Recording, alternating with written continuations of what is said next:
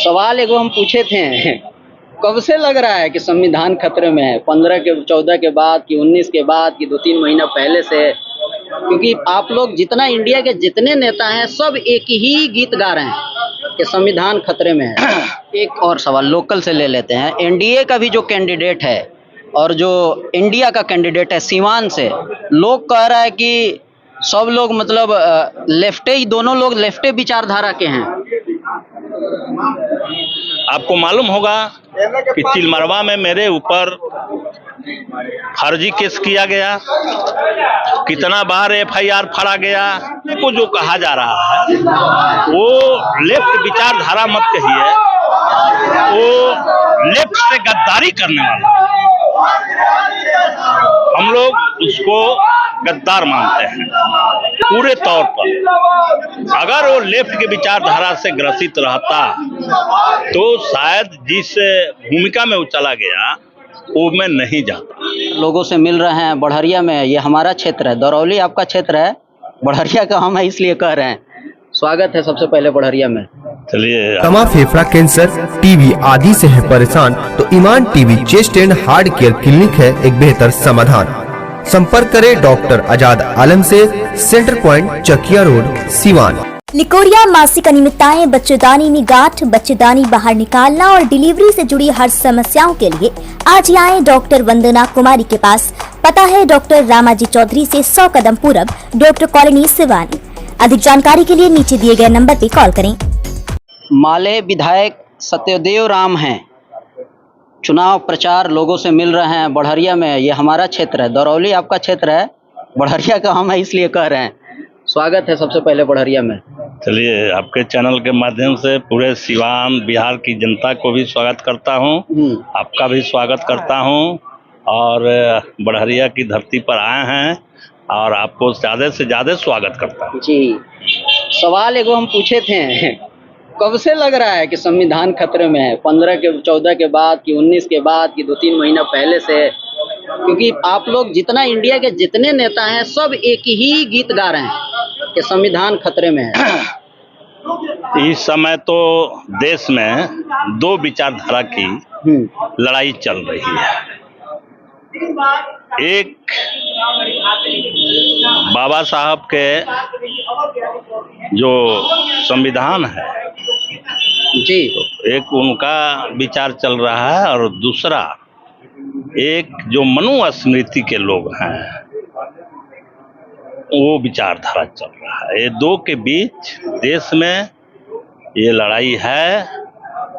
और NDA, Bhajpa, RSS चाहता है कि हम मनुस्मृति को देश पर थोप दें। जी, हम लोग संविधान को बचाने के लिए लड़ रहे हैं, लोकतंत्र को बचाने के लिए लड़ रहे हैं, हम लोग देश को बचाने के लिए। हम महागठबंधन के लोग इसकी लड़ाई लड़ते हैं। एनडीए जीत रहा है इसीलिए बोल रहे हैं आप लोग। एनडीए कांग्रेस जीतता था उस टाइम में भी तो आप लोग थे, तो नहीं, उस समय संविधान पर कोई खतरा नहीं था।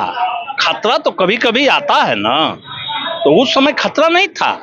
हम लोग तो पूरे तौर पर निश्चिंत थे, देश की जनता निश्चिंत थी कि सरकार किसी की बने, हमारा संविधान सुरक्षित है, हमारा लोकतंत्र सुरक्षित है, हम देशवासी सुरक्षित हैं। लेकिन अभी जो सामने जो दिखाई पड़ रहा है, अभी भाजपा के, आरएसएस के बहुत सारे नेता ये बात बोल चुके हैं कि अब देश में संविधान की कोई जरूरत नहीं है, इसकी समीक्षा होनी चाहिए। अभी अलीगढ़ से मधु मिश्रा ने क्या बोला है, वो इतना अपमानजनक बात बोली है कि अभी उन्होंने कहा कि जो लोग हम लोगों के जूते साफ करते थे, जिन लोगों को हमारे जूते के पास जगह मिलती थी, वे लोग आज सत्ता में जाकर के संविधान के सहारे हमारे सर पर बैठ गए।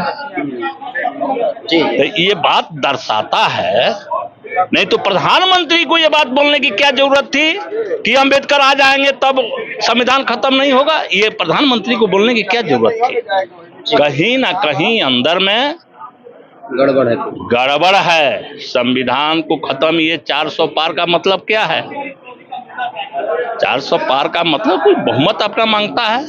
जी, एक और सवाल। ये एक मिनट, जी। बहुमत मांगता है, लेकिन 400 पार तो संविधान में ये उल्लेख है कि जिस पार्टी की इतनी बड़ी मेजॉरिटी आएगी, इतनी बड़ी मेजॉरिटी में वो सरकार बनाएगा, तो जो चाहेगा सो करेगा, वो संविधान बदल सकता है।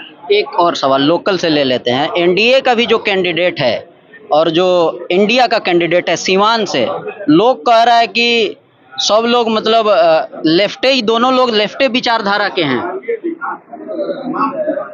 नहीं, ऐसी बात नहीं है। वो लेफ्ट विचारधारा के कोई नहीं है। समाजवादी विचारधारा के महागठबंधन के प्रत्याशी अवध बिहारी चौधरी जी हैं और वो समाजवादी धारा का प्रतिनिधित्व तो लंबे समय से कर रहे हैं। दूसरे को जो कहा जा रहा है वो लेफ्ट विचारधारा मत कहिए, वो लेफ्ट से गद्दारी करने वाला। हम लोग उसको गद्दार मानते हैं पूरे तौर पर। अगर वो लेफ्ट के विचारधारा से ग्रसित रहता तो शायद जिस भूमिका में वो चला गया वो मैं नहीं जाता, क्योंकि एक कम्युनिस्ट विचारधारा के लोग दूसरे कम्युनिस्ट विचारधारा के नए ओपन तो बैक से भी सहयोग करते हैं। आपको मालूम होगा कि चिलमरवा में मेरे ऊपर फर्जी केस किया गया, कितना बार एफआईआर फाड़ा गया, और जब मेरा अमरजीत का नाम जब आ ही गया तब जाकर के लोगों ने माना और हम लोगों पर केस हुई, झूठी गवाही दी गई, कोई तथ्य और सत्य उसमें नहीं था। हम लोगों ने सारे एविडेंस वहां रखे और रख करके उसको गलत साबित कराए। उसी केस की जांच सीआईडी से कराने के लिए उस समय जब जीतन राम मांझी मुख्यमंत्री थे, मैंने आवेदन दिया, आवेदन स्वीकार कर लिए। जब स्वीकार कर लिए तो हम पटना से चले आए, लेकिन हम जिसके माध्यम से गए थे वो भी एक दलित था और उसने खुशी में आकर के कह दिया कि हम आपके दोनों विधायकों के केस सीआईडी में जांच कराने के प्रस्ताव दे दिए हैं मुख्यमंत्री के यहाँ और अब वो जांच होगी। इन्होंने सुना और तुरंत पटना पहुंचा और जा करके वो आवेदन निकलवा लिया। अगर वामपंथी धारा के होते तो हम सामंतवादियों से हमारी लड़ाई थी, वो कम से कम इसमें चुप रहते। कैसे आप लोग कह रहे हैं? निकलवा दिया, नहीं कह रहे हैं। निकलवा दिया, जिसके चलते हम लोग ये 9 महीना तबाह हो गए। अब हम एविडेंस दिए थे तो उसमें वो केस खारिज हुई, हम लोग रिहा हुए। इसको लेकर के उन लोगों को काफी दुख है। तो ये कम्युनिस्ट पृष्ठभूमि के भी लोग नहीं हैं, वो गद्दार हैं, हम उसको नहीं मानते। इस सवाल पे बार फिर हम लोग मिलेंगे, फिलहाल